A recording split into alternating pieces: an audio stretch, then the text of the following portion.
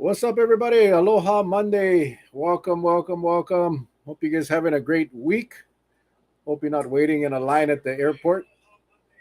Oop, oh, is that mine? I got my volume on over here. Sorry about that. That's Monday, man. That's what Mondays do. It messes you up. Anyway, I hope you guys having a great week.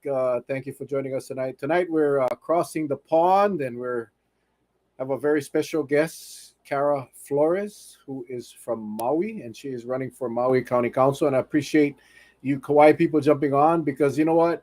Although we're an island state, um, issues on Maui kind of mirror what we're seeing here on Kauai. You know, Oahu is one thing. That's like the it's a big city. It's no different than being in LA or San Francisco or New York. And then you get Kauai, Maui, and the Big Island, which share similar issues and concerns. So, as you know, we welcome any candidate from any party, from any election, any race to come on our show and have an opportunity to share their story, their platform.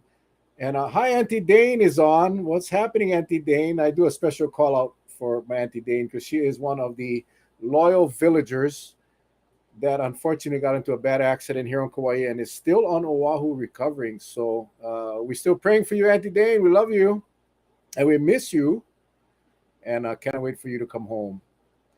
So I'm expecting a bunch of Maui people on tonight, and I'm hoping the Kauai people will, once you realize we have a Maui candidate on, you don't leave because I think what Kara's been very active over the last 2.5 years with the COVID situation, but even pre-COVID, she's been a very strong, active advocate for the people in Maui. So I hope you guys hang around and listen and share your thoughts, share your ideas. If you have any questions, go ahead and put it in the comment box, and then we will ask her your question. So I'm going to bring her in right now, and we will start the discussion. What's up, Kara? How are you? Good. How are you? Thank you for having me on. Appreciate you taking the time to come on. And it's what are we, about 12 days away from the primary election, man. It's like, didn't it go by quick? It did, yeah. Summer Well, went by quick. I feel like summer was a week long this year. I think with the primary and everything. My kids just started school. One of them started today. The other one starts tomorrow. The next one starts Wednesday. It's like over. you're a first-time candidate and Maui resident, and I guess let's start off with an introduction. Kara, share with us your story, and why you decided to throw your hat in the ring. I remember the first time I ran back in 1998, and I ran because I was upset. I ran because I was frustrated that my voice wasn't being heard, and many others shared that same concern. So that's what prompted me to run back in '98. But Yeah, what's your very, story, very and tell us? similar. Yeah. Yeah, Well, so during COVID, of course, we all saw the government not work well at executing a plan. I think not just me, a lot of people got really frustrated. There seemed to be no plan, it was very inconsistent. And so, seeing that and the inefficiencies, I got really interested in our local government and paid a lot more attention than I've ever paid before. I started interacting with our council people all the time and reaching out to people and just seeing that things could be better. I realized that sometimes the reason we don't have a good plan is because there's no one at the table who really understands the situation. And so, what I've been doing for the last 15 years is working in real estate along with other things. I also was a substitute teacher this last year because we had such a teacher shortage. And so, I start seeing all of these people who can't get housing, especially young families. I've always worked with first time home buyers. That's like my passion. Um, when I was a teenager, I was living on my own and things were very unstable. I didn't have secure housing and I didn't really have a bright future. And I decided at some point when I was 17 that as soon as I turned 18, I was going to work on trying to buy a house because no one would take that away from me. And I did. I was able to buy a house on a waitress salary, and it changed my whole life. Once I had a house, I got roommates, I could pay all my bills with no problem, and I was able to take custody of my younger sibling. I was able to go to college. I got engineering degree, and so I just saw what stable housing could do. And when I did get my real estate license, I started helping my coworkers and my friends get a house. And I'd say, you need to buy a house, you need to buy a house. You know, it's the first step to just having a good life. And I've always been passionate about that ever since I started doing it. But in the last few years, you know, over COVID, our housing market just kept going up. It didn't slow down. And in Maui, our average home price is now like over $1.2 million. So no one can afford that. There's so many families struggling. Working in the school systems and talking to students, and I have 3 kids. There's a lot of families who are housing insecure. There's a lot of families who are doubled up, and so they're, you know, underhoused. There's too many people living in a small space. And then there's kids who are living out their car. And so when we start talking about um, these problems in our community, and we start talking about these kids having gaps in education, well, there's nothing more disruptive than not having housing.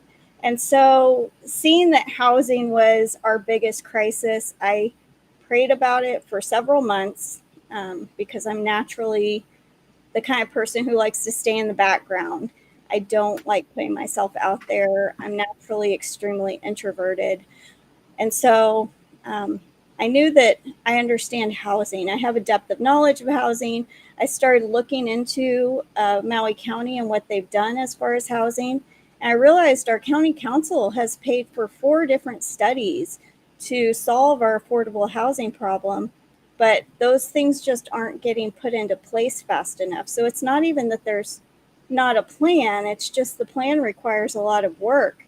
And we have one council member who's doing a ton of work, and he's been working really hard on it, but he's, you know, he's the only one who's like hyper focused on housing. And I think with it being such a crisis, we need more brains, you know, working together to solve it. And I do think having a depth of knowledge helps when you start talking about the details of a plan. So I just felt really obligated to help with that. Housing is the number one way to get people out of poverty, and it's the number one way to prevent people from going into poverty. So having stable housing can, you know, change a person's life, change a family's life. And ultimately, you know, I'm just worried about our kids not having a future here, and I'm worried about the students who currently don't have stable housing and how that's affecting them. So I just want to make sure Maui families are taken care of, and that when our kids grow up, that they'll be able to have a future and have a job here and have a home here. So that's what prompted me to run. So we suffer the same issues here on Kauai. Our June, I think the last numbers we saw from the housing market, it was June, and it was the median home price for Kauai was 1.2 million. Insane. I mean, it's Yeah. just insane. It's, you know, unreachable.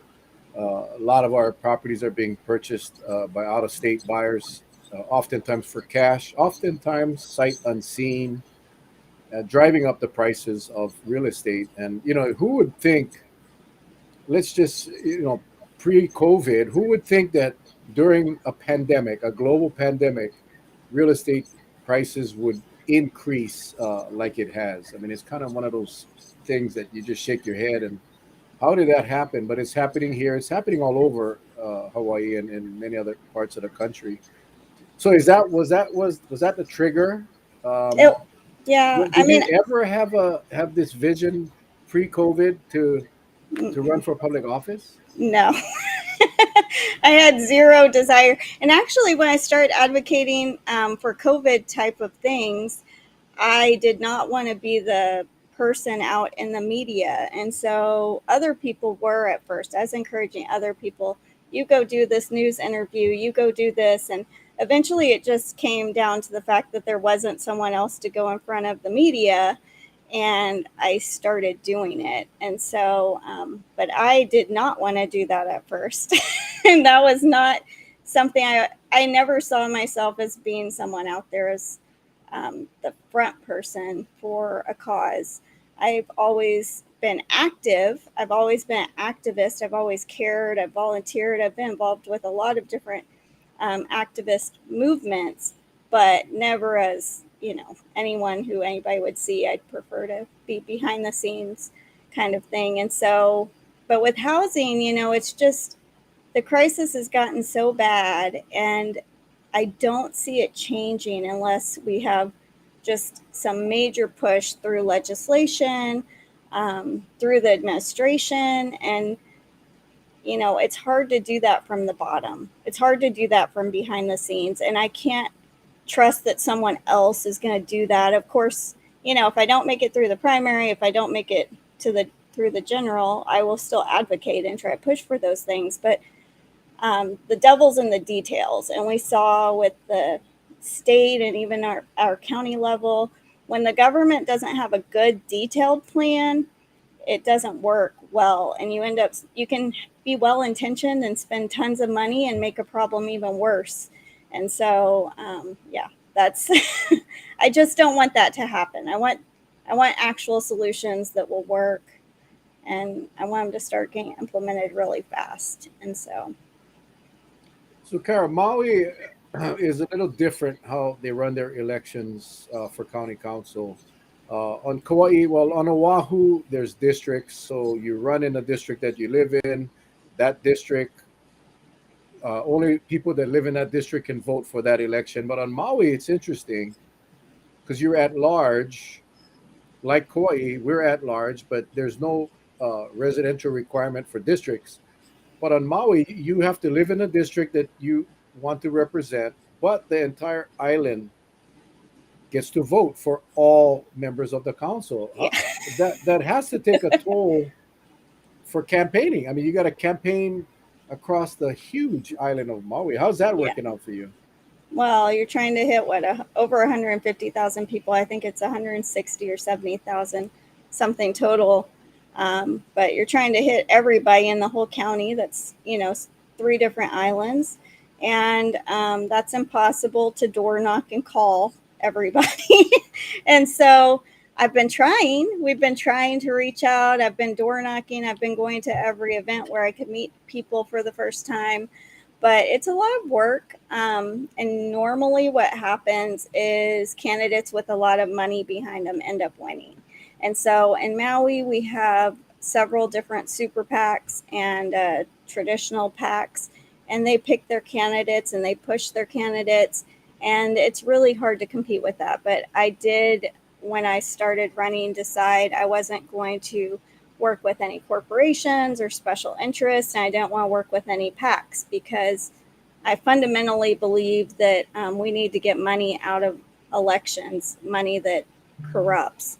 And I understand the strategy of if there's bad guys with guns, you want to have good guys with guns, but ultimately it'd be better if there just weren't guns. And so I think the same thing with campaign finance reform. And because we're such a large district, with so many voters, when they calculate the public financing minimums, it's based on the number of voters. And so we have a really high threshold at $5,000 of what you have to meet for public funding. So it's hard to get public funding and $100 or less donations, especially with the economy right now. A lot of people can only give like $25. So it's rough, but every Hawaii resident who donates, it goes towards that. And I think we could improve it quite a bit. I would like to see Maui move into district voting, and that was actually proposed to be on our ballot this year by the Charter Commission. And unfortunately, our council voted 8-1 to delete it from the ballot because they decided that the voters probably wouldn't want that, which I was pretty upset about because I think they should have just let the voters decide if they want that. And if that had happened, it would be a lot easier to run in Maui County because you'd only be hitting a third of the people, and the minimum for public financing and public funding would go down quite a bit. It'd probably be closer to what you guys have. So, yep, it's an uphill battle. Interesting. We had I think it was 2008. We had a charter amendments for term limits and for districting. The term limits passed. The districting didn't. Um, and I believe it was also put on another election as well, another charter amendment, and did not pass. Interesting dynamic. Districting has pros and cons, Yeah, and in a small island like Kauai, much different than Maui, much different than Oahu. Obviously, the argument for districting is you get a representative that is living in that district that should be familiar with the issues for that district. On an island like Kauai, because we're relatively small, um, the the con right now, and this is how I say it to people. Right now, anybody in Kauai on the island of Kauai can contact one of seven members. There is, the seven members are kind of like Maui, accountable to everybody in the county because everybody in the county votes for the at-large seats. Once you go to districting, then the island becomes divided up, and yeah, every district competes with the other districts for resources. yeah. And so that's the cons. So one of the cons of districting. But when your island is so large, and it takes hours to get Multiple from, islands. Yeah, and multiple islands on top of that. Yeah, thank yeah, you. It makes it very difficult. So, yeah. but to not put it on the ballot and not give the voters That's a yeah. choice, I think That's what upset that's me not fair. because it's like they already won the election and they already know the people who they need to contact to win again because they have political insiders now. And so the system and status quo is working for them. And I was just really, offended as a resident and voter that they didn't just leave it up to the voters, because if the voters don't want it, it wouldn't pass and we wouldn't have district voting. It would just stay the same. But I was upset that they decided as the council that they knew what's best for the whole county and that the county didn't need to vote on that. So Yeah, that I will say the one person who said she wanted to keep it on the ballot and let the voters decide was Kelly King. And that made me have a lot more respect for her because I appreciated that she understood it affects the voters and the voters should decide. So, but oh well. exactly. I don't. I mean that that kind of says something right there, though. That kind of says something right there for Maui County. Um, I kind of wanted to go back to housing real quick because Yeah. I know. Oh, and before I forget, there's some people asking how they can contribute to your campaign. They want to help you get to Oh, that matching funds. What's the best way? Do you have a website or somewhere that they can? And we'll yes. at the Yeah, end we'll make sure. But I want to it's get my this name, people in. caraflores.com. So you just go www.caraflores.com. And so, and don't give Okay. over $100 because then it won't count. It Yeah, won't get matched. yeah, So, yeah. and We yeah, $100 or less for you. Those of you that don't exactly. know, $100 or less is matched by the state. Uh, Yeah. Part it's called partial public funding. Don't worry, these are the funds that when you do your taxes and there's that little block you check that says I want to donate $1 or $2 or whatever it is to the campaign election fund. That's where the money comes from, in addition to the fines and registration fees that the candidates all put into this fund. So that's where those funds come from, and it's a great tool. I wish more people used it. I wish more people agreed to spend below. I'm using public funds right now as we speak because it's a great way to, number one, you keep candidates from overspending and Yeah. getting all these outrageous donations from people, and then it also allows the candidate to pretty much compete with some of these old time veteran politicians that have amazing bases of support. So, Yeah. um, but Well, anyway, and y- yeah, go ahead. looking at No, go campaigns ahead, Karen. financing, has been really revealing, because I realized there's only a handful of people who really bankroll most of Maui's elections. And if public funding was more utilized and more accessible, then that wouldn't be the case necessarily. So I would like to see, our public financing go do more than it does now. So other places it matches it more than dollar for dollar. They don't have such high minimums. So ours was created back in like 1981, and I think it could use some upgrades. But yeah, It it has to be easy to use. yeah, It happens. It has to be easy to use. It is the most difficult thing. You gotta apply it. You gotta do an affidavit. You gotta submit a list of all your qualifying contributions. And I saw the question about maximum $100. It's a maximum of $100 for the primary, and you yeah, can do another contribution of $100 for the general. yeah. And So you can donate for the general during the primary. So yeah, you can do two $100 donations, and then we designate one for the primary and one for the general. So well, I just real quick question here. What happens when one of the seven Kauai council members advises the people to contact you for then you're okay, that was just a private one. I'll get to that later. I'll do that in private. Uh, anyway, back to the housing thing, and it's like here on Kauai. You mentioned three studies that were done. I mean, that's a real convenient way for legislators, whether you're at the state level or Congress for that matter, or on the local county council, to just say, we're going to do a study. Yeah, we're going to drop 150, 200, 300 grand, and we'll do a study. And we'll give you as long as you want to finish the study. And then the study comes out. Number one, most of the times the study's obsolete because it took so long. But the big problem here, number one, Maui has land. The county of Maui has land available, unlike Kauai. But infrastructure is an issue. Wherever I don't care where you live, you need water, you need wastewater, you need all of these things to build your affordable housing. On Maui, how difficult is it? Does the county subsidize? I mean, are you folks actively?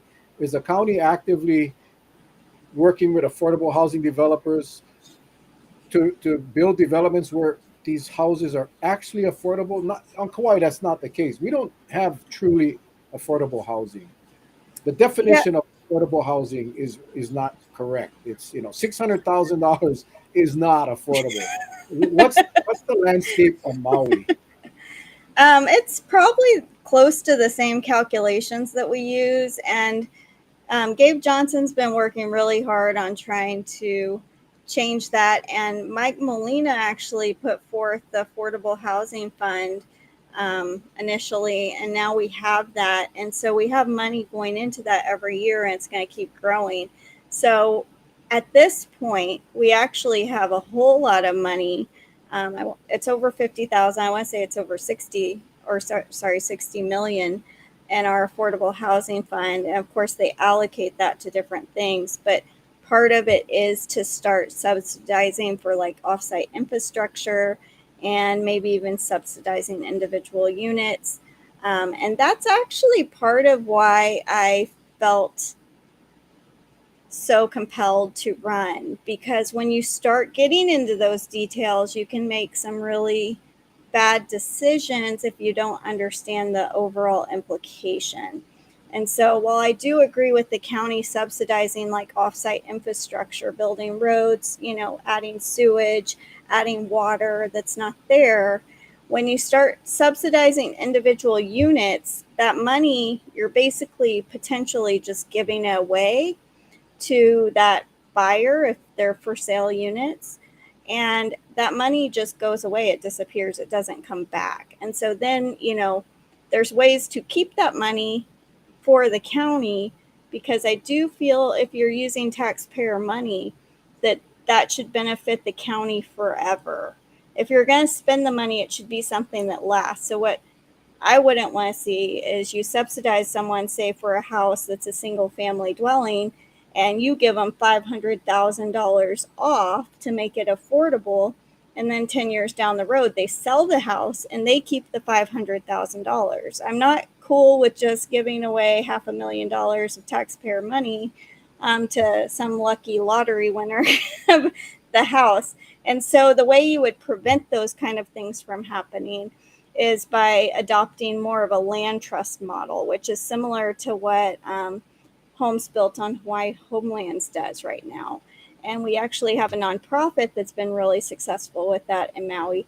And so you own the house, but you don't own it necessarily fee simple. You own it as a 99-year leasehold. But the trade-off is you get a super good deal on the house. But just by, the fact that it's a leasehold, it's automatically worth less. And the county maintains the land, and the value's really in the land. And so, moving to more of a structuring it in that way the county is keeping the asset, and it can continue to benefit the residents forever. And so those are the kind of things that, now that we have affordable housing fund, it's, I just don't want to see it all spent in a way where it's here today and gone tomorrow and 200 people benefited from it, but we still have a housing crisis.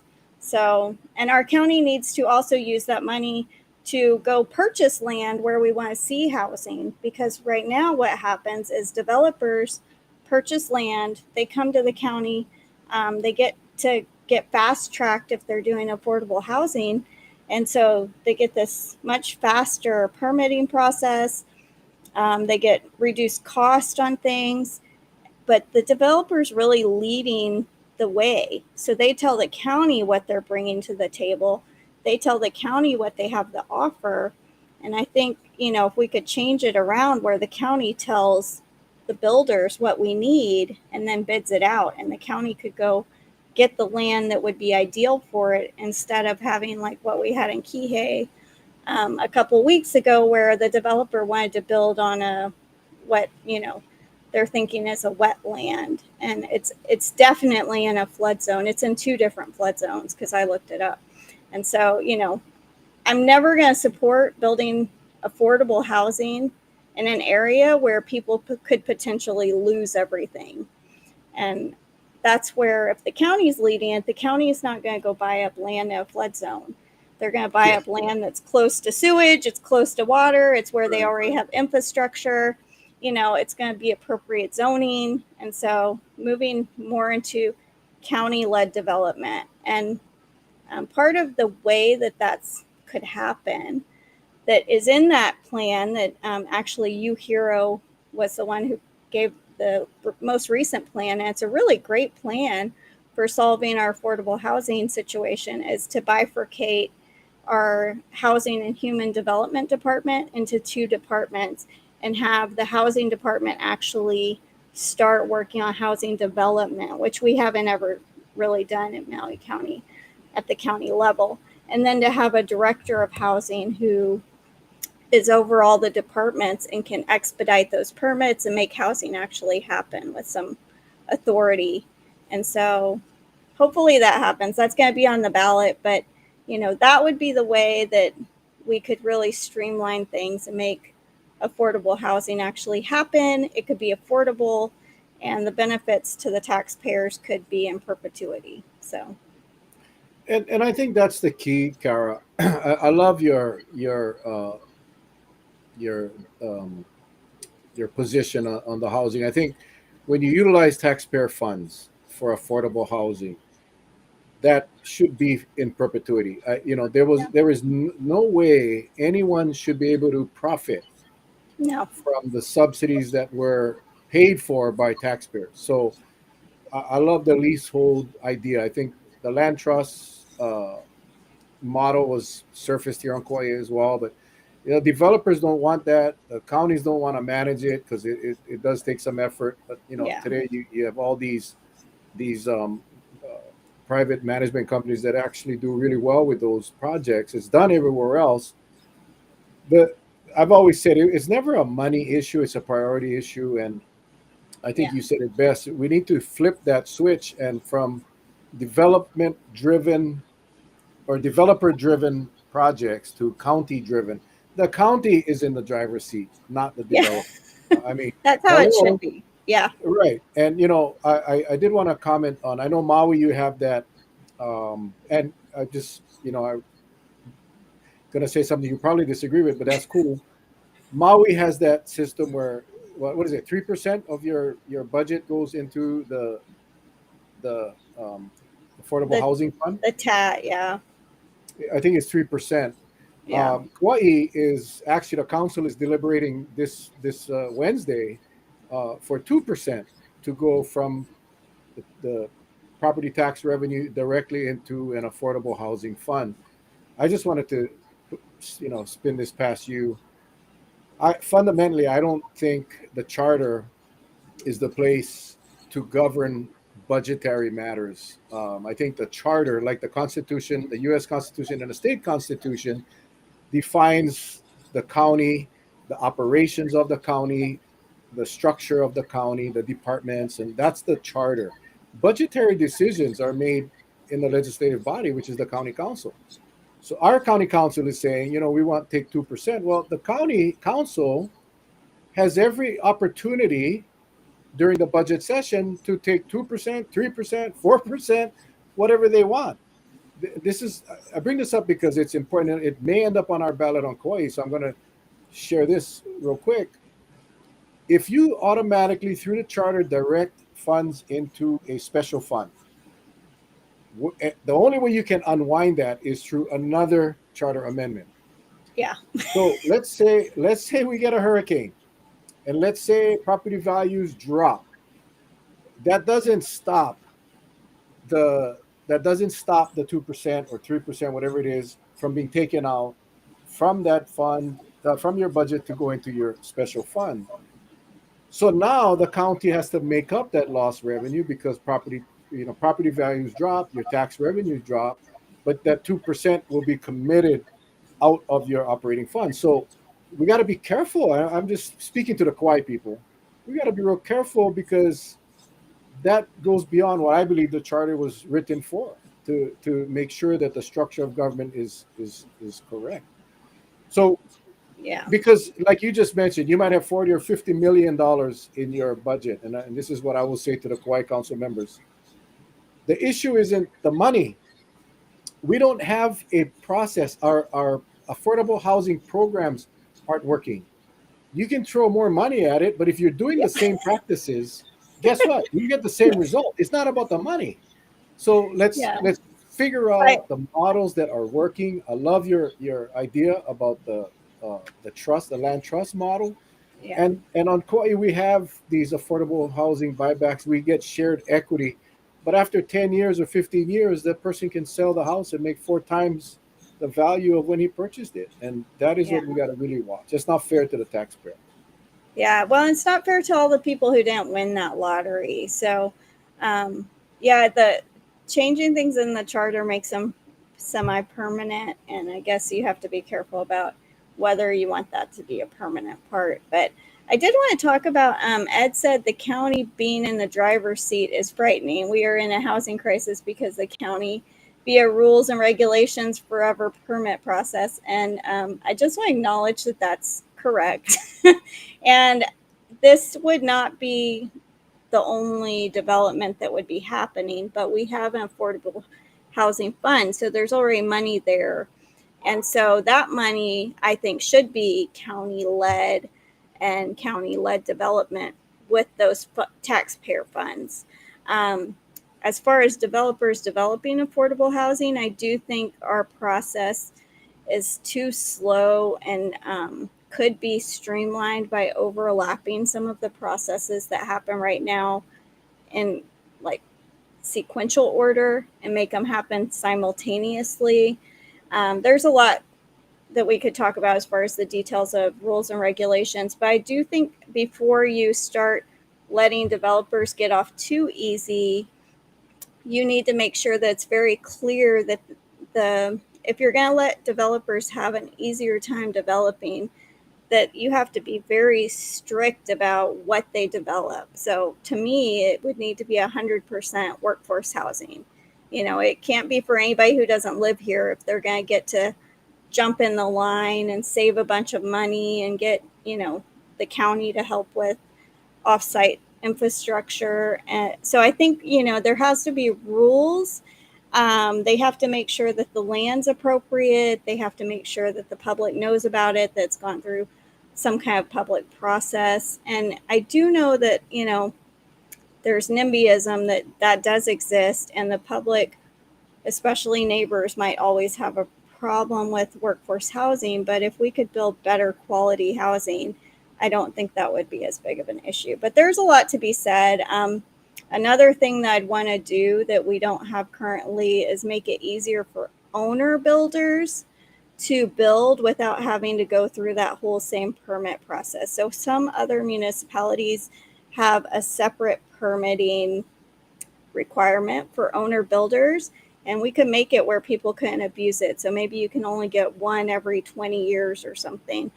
But, to make it where if you're an owner builder, as long as you get your electrical and plumbing, sewage checked out, make sure everything's going to be safe, that's relatively easy to build on your own land, and make it a little easier for people to build accessory dwelling units, because then you're enabling the residents to create more housing on their own. And I know from knocking on doors, a lot of people just can't deal with the county's permitting process. It takes too long, it costs too much.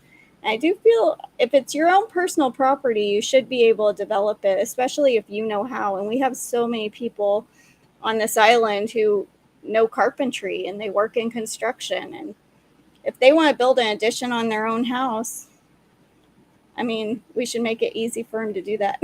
That's my opinion, but yeah. I'll just say Ed is from Kauai. He's a very dear friend of mine, and everything that you just said is exactly what Ed believes, and I think Ed would vote for you if he was on Maui. He's referencing, but I'll let him speak for himself. But he was referencing Kauai's situation right now, and I would agree with him 100%. I think what you said about the time that it takes and the hoops that the local resident, right, has to go through to do an addition or improve their property, incredible. Here, let's see. Here, we built a house on Maui, 2 weeks for in-hand permits, same time on Kauai, over 1 year to get in-hand permit. Maui was a breeze. The Maui house was completed before the Kauai permit was cut. There you go.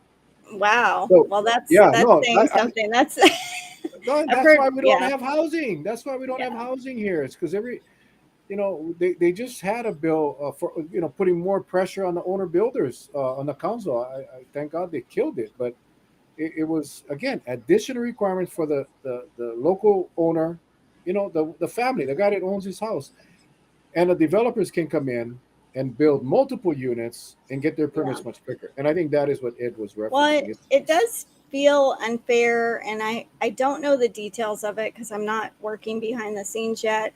But just from talking to people, if we had more transparency in our permitting process, and we had, a public list and people could check where they were and understood the process better, I think it would be less frustrating. But it's frustrating to see some builders come in and they get through the process what seems relatively quickly, and there's other residents who seem to get caught up in it and it takes years. And so from talking to people, not everyone's had an easy time getting permits in Maui. And I feel strongly if it's your own property, you shouldn't be having to jump through very many hoops to get your permit for an owner builder. For developers, I do feel like there should be requirements. They should be clear. They should be fair. And if you can meet the requirements and get it approved, then, if it's appropriate and it follows into our Maui County plan, then, you're helping contribute. So, but because we have limited land, water, sewage infrastructure, I do feel it is appropriate to not have it be too easy, because you can build yourself out of resources. And if you let developers develop a whole lot of homes that get sold to foreign investors and mainland buyers for their second and third home, that's not helping solve our housing crisis at all. So, yeah. I know Maui, like Kauai, has many other issues. I could talk about affordable housing all night long, but I did want to, we'll switch gears a little bit and want to spend a little bit of time on COVID, because that's how we met, Yeah. Cara. That's we've never met in person, but we've become really good friends over the last 2.5 years. You've been very active in various platforms, and with COVID, and trying to get our government to be transparent and honest with the people. And I know Maui and Kauai had very there were similarities between our two counties. What's the COVID environment like now on Maui? I know kids just went back to school today. No mask mandates. What are your Yeah. thoughts on where is Maui at as far as COVID is concerned? Oh, I have hours of thoughts on COVID, but I proposed and I went to actually every county. And I think this is important because even though people may think, well, you're in Maui County and we're in Kauai or Big Island or whatever, so it doesn't affect us. When we were doing COVID stuff, what I noticed is, and from talking to various council people, is a lot of the times if something works in one county, the other counties will, within a short period of time, copy and paste that. That's common. So if you have an effective council person on Kauai and they're getting a lot done and it's working, you'll start seeing other counties adopt it. So we're all kind of in this together. And one thing we proposed and tried to get pushed through, and I think it kind of got killed from the top down, was a countywide task force that would be open to the public. And so having public meetings, public minutes, and having public input, but that would be led by, experts and DOH, and you'd have people from the county there. But I still think having public dialogue to make sure everybody has buy-in, because then you can make sure that what the plan is going to work. And with the schools starting, my son went today. He said most of the kids didn't have a mask on. Most of the teachers didn't have a mask on. Of course, my kids are going to wear a mask. Hopefully, they're relatively concerned about COVID still. But I do worry that they're going to succumb to peer pressure and take it off and be tempted to lie to us about it. I hope not. But, I, I'm not going to be delusional about how important it is to kids what other people think. And peer pressure is a real thing. So I wish with the mask thing, and I was in the schools last year, so I do have a really unique perspective. When they took the mask mandate away outdoors, so you didn't have to wear it outdoors, I started hearing kids tell each other to take off their mask outdoors. And so I already saw, kids will bully each other about wearing a mask if it's not required. And I'm afraid that's what's going to happen now indoors. So, what I would have liked to see, because I will say, hopefully it's not too controversial because I know everybody feels different about it. There were kids who came to school with masks that weren't really doing anything. And so they didn't fit. They had huge holes all around. It wasn't preventing COVID. So there were kids in the school who had mask exemptions. And then there were kids in the school who had really good masks and didn't wear them correctly. So when I was a sub, what I would do is tell all the kids, keep your mask over your face and your nose while we're in class, because that's what's required. But then when I was teaching, I couldn't spend the whole class going in and enforcing, or else we wouldn't ever get anything done. So I basically had, one reminder at the beginning, and then I'd sometimes point to my face to remind them during class, but some kids weren't going to do it, and some kids didn't have them already. And what I did was, if a kid came in and they had a really expensive mask on and they weren't wearing it correctly, I'd go to them individually and ask them, like, Does your parent give you a brand new mask every day? you know, and most of the time they said yes. And I'd say, okay, you're wearing a mask that looks like it's probably $3 to $5. It's pretty expensive to give you a new one every day. And that tells me that your parents buying you a high quality mask, they don't want you to catch COVID. They care about it. They don't want you to bring home COVID. So how about if you wear it correctly? And most of the time they would, because when you empathize with people, they decide to do better. But with the kids who were wearing masks that didn't fit and they didn't wear their mask correctly and they kept taking it down, even if I could get them to keep wearing it, it wasn't doing much and it would just be a fight. And so, what I think would have been better is if they would have had parents just have the option to opt out of masking, and that way it's not up to the kids. So if someone tells a kid, hey, you should take off your mask, they could just be like, oh, my parent didn't sign the permission form. But I do think we're at a point where no one else is wearing masks anywhere else. It's hard to force people to do something they don't want to do. And the people who really don't want masks are getting really crazy about it. So I don't know that teachers want to deal with that. So, but yeah, I don't know. The whole thing feels like, the federal government's given up. The state's not really trying to mitigate anymore.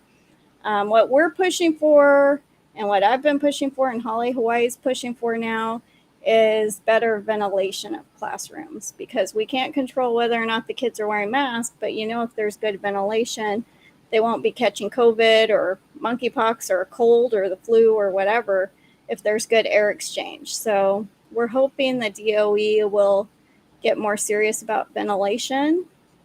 It'd be healthier anyway overall, but yeah, it feels scary having the kids in school. It's not, if we're going to catch COVID, it's just when and how many times and how much exposure will we have. And I just hope my kids wear their mask the whole time, but we know one high quality mask isn't really enough to completely prevent you from catching COVID. So I think we just all Yeah. have to do our best now, because it's all personal responsibility. And so, Dr. Tim Brown was on the Star Advertiser Spotlight today, and he cautioned everyone about the schools. I think it's gonna, we'll see the clusters. It's going to be interesting how we are able to manage education when the clusters happen, and with this new variant. So we just got to wait and see. But yeah, I know even as an adult, I'll go somewhere and someone will tell me, take that damn mask off, Mel. What are you afraid of? And I can only imagine someone telling me that while I was a third or fourth grader or fifth grader. yeah, So it's yeah. just going to happen. Yeah, But it's we just it's have to too wait and see. bad. Yeah, I wish they would have made it a parental choice, because they've kind of made it a kid's choice by just making it. And that's what the state's done with the whole pandemic, right? That's why we get so frustrated, because they use a hammer for everything instead of a chisel. They're not making small adjustments and tweaking things. They're just like, mask mandate, everyone wears them, no mask. Yeah. There's no middle. And so, having parents, which I told the Board of Education that in my testimony, leave it up to the parents, let the parents decide. And then, my kids could blame me and just say, my mom's super paranoid and weird, and she won't let me take off a mask, and I'll get in trouble if I do because she didn't sign the permission slip. But yeah, they've kind of made it the kids' choice. I'm like, I don't know if my kids will always make the best choice. I hope so, but peer pressure is It's legit. real. It Yeah. is definitely real. Tourism. Yeah. Um, I know Kauai and Maui share the same issues. Over tourism is real. Again, Honolulu, hey, it is what it is. You're a big city, so you're supposed to have a lot of people. You're supposed to have traffic, whatever.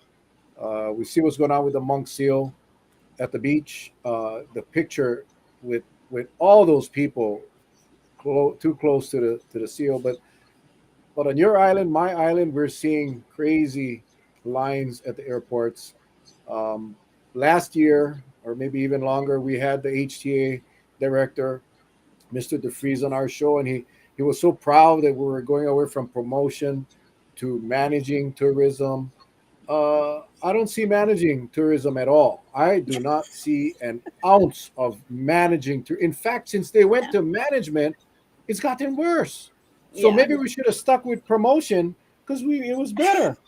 So how is Maui? I mean, we see the lines, and I'm see people say, Mel, just tell them go early. No, no, no, no. I am a resident here. I should not have to wait 4 hours because you guys allowed 4 or 5 direct flights to come into our airport at the same time. That's a state's function. Yeah. Is it Yeah. that bad on Maui? It is. I mean, the line at the airport is insane. I've had to take several flights out recently and for different reasons. And I booked my ticket really early because my husband works at the airport and he recommended that because once you get later in the afternoon, it's like a 3 hour wait sometimes. And the line just wraps all the way around the building, it looks like in the pictures. And yeah, tourism, it's one of those things. So I think where I would focus is we have a Maui County plan, and each district has its own individual plan, but our overall plan has a ratio of 3 residents for every 1 tourist. And so we're way out of that ratio, that yeah, we're way beyond what our county plan calls for, and it's just continuing to grow. And so we have to do something because our infrastructure can't handle it. And I don't think anyone understands the real cost of tourism because it's very extractive. So we can't get rid of it because a lot of people depend on it for their job and their income, and they need to keep a roof over their head. It pays people's bills. But we do have to move away from it over time, I think, because it's not sustainable. And when we're looking at things like our sewage system, and I've been talking to people who do civil engineering and construction type of work, you're talking about millions and millions of dollars to upgrade those systems, more than I think anybody realizes to fix them. And so when there weren't all these visitors here, we saw that we didn't have all these issues with sewage and water, and all of our reefs started looking healthier, and you saw a lot more life in the ocean all around the shore. And so I think we can look at that, and we had this amazing opportunity to see what is it like without all of these extra people here, and realize the real cost of tourism. And the cost is very high. And the taxpayers are really the one footing the bill for that, because we're going to be the ones refixing the roads. We're going to have to upgrade our sewage plant to handle all this extra sewage. We're going to have to pay for extra water because so much goes to the resorts. And so I do think we need to start taking that into consideration and trying to pass that cost on to the tourist. The local residents shouldn't be the ones trying to pay for that. And so one of our council members proposed that hotels and resorts pay higher fees for water because they use so much. So I think things like that, and just making it less lucrative to have tourism-based accommodations, because we need to reduce the number of accommodations. We need to get the state on board with our county plan, because right now the Hawaii Department of Transportation is building more gates at Maui Airport. So somehow it seems that they're not on the same page with the fact that we need less people coming here, not more. And expanding our airport isn't going to help reduce the number of visitors who come here. So I think there's a lot we have to do, but I think, strategically moving into the future, just trying to transfer the cost of visitors coming towards the visitor and make sure that they're covering the bigger costs, the ones that we don't necessarily calculate up front. But now that we know what it actually costs and what a drain it is, I think we need to start trying to get the visitors coming to be the ones covering those costs and paying for the upgrades of our sewage system, and fixing our water system, make sure it's not leaking, trying to conserve it. I think the more we can put into the visitors' responsibility, the better. So I like the way City and County of Honolulu telling their people when you go to the parks and the beaches, bring your own toilet paper because we have a supply chain issue. It's not a supply. If it was a supply chain issue, Kauai would be telling their people to bring toilet paper to the park. Maui would be telling their people to bring toilet paper to the park. People, you got too many okoles in the park and beach bathroom. That's what it is. I mean, yeah, supply chain issue. My lord, where you come up with that kind of stuff? But again, it's just this whole portrayal that they do not wanna put any darkness over tourism. Listen, tourism is our bread and butter. We understand that, but you cannot keep taking water from the well. The well gonna run dry. And all I'm suggesting is, listen, for Kauai, I don't know how it is on Maui. Apparently, it's the same. Looking at the lines, I think it's between 11 and 1 or 12 and 2, somewhere on there. We have every single direct flight coming from the mainland comes into Lihue Airport. Thousands and thousands of people at the airport. Not only it is a super spreader event, it's just inconvenient for our local residents who needs to fly to Honolulu for a doctor's appointment, our kupuna who needs to go to another, to fly out, and they're forced to sit in those long lines or stand in those long lines. That's all I'm suggesting. That's not management when we're allowing the airlines to dictate what they want to do because it wouldn't be convenient, right, to schedule their flight early in the morning, 1 or 2 o'clock in the morning to get here early enough and spread those flights across the daily hours of the airport. No, yeah. because if I the don't airlines understand why they stack them up like that. I think because the airlines are driving it and they want to make a profit, and that's where the state DOT could come in and just say only so many flights between these hours. Like you guys have to stagger it better. Because yeah, the state controls the airport, so the yeah, feds can do whatever they want with awarding these routes, but the state can come out and say we're only going to operate X amount of gates from trans-Pacific flights. We're only going yeah, to operate three. I'm sorry. So you either change your routes or we ain't allowing you to land. You're not using our gate. But no one's going to do that, right? No yeah, one's going to do that because you go against the grain. And it's just not that difficult to fix the problem. But no, what they do, they hand out water to the yeah. people Well, waiting in and they're line. they're Really? building more gates. But they try to do that on Kauai. The people spoke up and now they just said, uh, they're not going to expand the gates on Kauai, but they will upgrade the airport, which is fine. Our airports Yeah, definitely needs to be upgraded, but not with more gates. yeah. And Anyway, I like so our county council had proposed charging people parking fees to go to beach parks. I like all that, reserving certain spots for just residents, so make sure residents can still use everything. I think those are the ways to go. And then another proposal one of our county council members just put forward was to allow condo complexes. They're currently being used for short-term vacation rental, and they're grandfathered in as part of the Minatoya list, to give them the ability to decide on their own. So empowering them to decide on their own. So it would go through their board, and they'd have all the owners vote to become non-vacation rental and to go to, standard apartment zoning. So they'd only be for long-term residential type of use. And so I think by doing that, those kind of things, it helps because then automatically that whole complex is in a much lower tax bracket. They're not having to pay for the highest and best use. So I thought that was a really genius idea because it's not telling people we're just going to come in and change what you're doing tomorrow, and all of a sudden we're not going to let you use this in the same way you've been using it. We'll see if they actually take this up once it gets passed. But I think it's a good approach because there are complexes where a lot of the people do live there or use them for second homes, and they may want to pay a much lower property tax. So I definitely agree with the idea of incentivizing what we want more of, which is long-term residential use because we're starting to lose our workforce.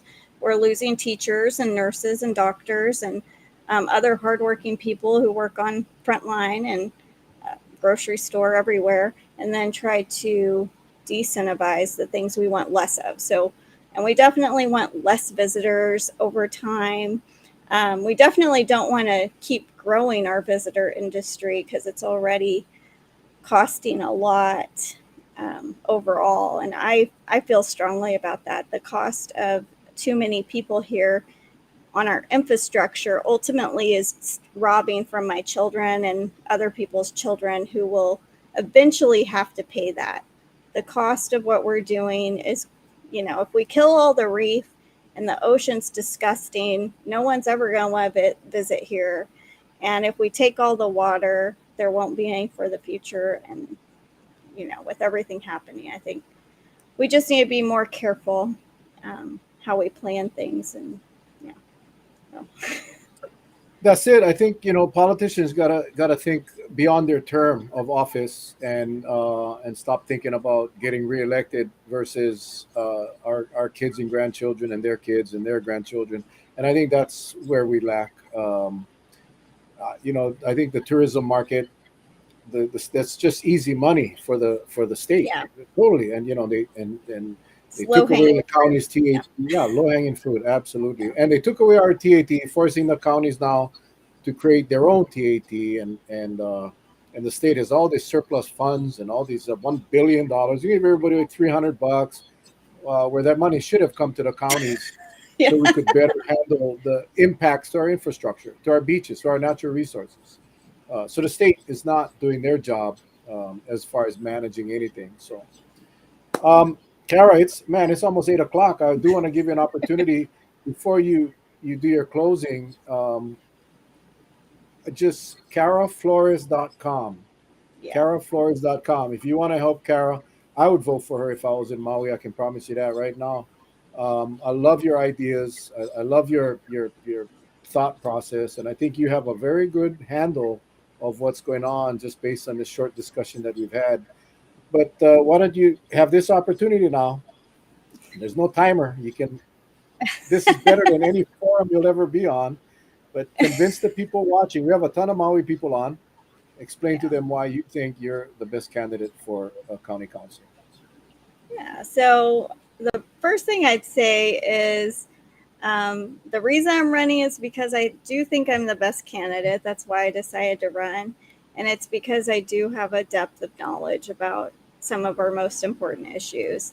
I'm running because I'm worried about our young families right now who are struggling, and I'm really worried about our keiki, and I'm worried that no one's really looking out for them and their future. I don't think kids are going to have the opportunity that generations before had to come back here to build a life here. And I think everyone's seeing that the middle class is being squeezed out and opportunities are going by the wayside. We're losing our teachers, which scares me. And I see that firsthand with my kids and being in schools. Teachers can't afford to live here. And when their lease comes up, if they're leasing and they can't find another place to lease, they end up feeling forced to move to the mainland to have a good life for their family. And then they don't get replaced because no one can afford to move here and replace them. And no one can afford to live on a teacher's salary alone. Most teachers are working multiple jobs who I talk to, or they have a spouse that makes significantly more money. But a lot of teachers are working multiple jobs. And so I just think we're starting to lack the opportunity that previous generations had. And what we don't want is to have a bunch of haves who are people who are very wealthy and a bunch of have nots who are just people who serve the wealthy. I think everybody can agree that we don't want to go that direction. We want to make sure there's qualified nurses and doctors in our hospitals. When we need medical care, we want to make sure that our education system is good because those things make up the fabric of our society. And that's what really motivated me to want to run is I'm starting to see the fabric of our society slowly unravel. And I'm worried that this won't be a wonderful community to live in 10 years. And unless we take action, we can't guarantee that. And so I see a lot of the problems, and instead of trying to tell other people how to solve them, I want to be part of the solution. I want to have a seat at the table. Um, I have a degree in engineering. That's why I got my degree in, and I've been doing real estate for the last 15 years. And I've been substitute teaching this last school year. I've done a ton of volunteer work. I've led a couple of ministries. Um, yeah, I've just been always really involved with the community. I've always helped at-risk youth. I have a special place in my heart for single mothers and like widows. I just have a special place in my heart for women who are at risk and trying to help them with a hand up, because I feel like people have helped me when I was a kid. People helped my mom, and so I just want to see us have a better, stronger community, and that's why I'm running. If you want to help me, even if you don't live in Maui County, I would appreciate it so much. I am the candidate who is running, maybe a bad idea, with no help from PACs, no help from corporations. I'm not taking any money from anybody with special interest. So my whole campaign is being donated by hardworking people who care and want to see, things get better. So, and that's a pretty tough hill to climb that I chose. I'm starting to see it's going to be it's a real David and Goliath type of election, because I don't have nearly as much money and I don't have all of the political know-how. But I really appreciate you, Mel, giving me this opportunity and this platform. So, Well, Cara, thank you for coming on. And folks, if you're on Maui, if you have friends or family on Maui, please share her link, www.caraflores.com. Even if you're from Kauai and you want to help her out, you believe in what she's fighting for, go ahead and shoot over a donation. Remember, anything $100 or less gets matching funds. She's very close to getting to that point where she can yep. receive some matching funds, and that'll help her tremendously as we get into the home stretch of the election. Cara, thank you so much again. Best of luck to you. I know what it's like. Your first time, David and Goliath. Much has been said this election about outside money influencing elections, and hopefully that will change. Hopefully, we are part of the change that will happen in the upcoming years. So, thank you, thank you, thank you, uh, and hopefully, we'll get to talk to you again after the primary and as we head into the general. That'd be awesome. Thank you so much, Mel. All right, for the village, thank you again for joining us tonight. Appreciate you guys hanging in there. On Wednesday, we'll have Dr. Kauhi Manu Akiona. She just started her new practice today, Kohala Coast Urgent Care. Today was her first day. She's going to come on Wednesday and share with us what's going on the Big Island and the exciting new clinic that she started up there on Hawaii Island. So please tune in on Wednesday night. It'll be fun. We haven't seen her in a while. So That's stay awesome. safe. Yeah, it's going to be cool. I haven't talked to her in a long time, so it'll be fun. Yeah. So I hope you guys all join us on Wednesday night. Folks, you guys take care. God bless. We love you guys. Cara, stay safe, work hard, and best of luck. Thank you. Aloha.